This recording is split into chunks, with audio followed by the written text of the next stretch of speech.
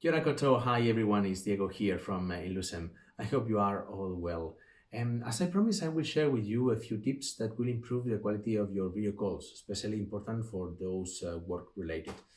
The key point is that your face should be the surface receiving the most amount of light. It means that the main light source should be in front of you. Taking a simple approach to the issue, let's say that the camera works like a human eye. Like the eye, the camera adjusts itself according to the light that there is in the scene.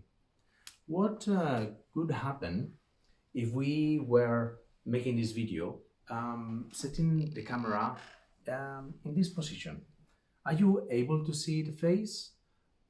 You probably recognize the silhouette or my voice, but can you recognize my expression? Do you see my eyes? Could you trust in a person if you cannot see their eyes? And actually, could you truly believe in what that person is talking to you about? Anyhow, you might decide to make that call in front of the window. In this case, your face will receive plenty of light, so the other person will see you perfectly. The downside of this option is that the contrast between the screen and the background is too high, and that would cause you eye strain.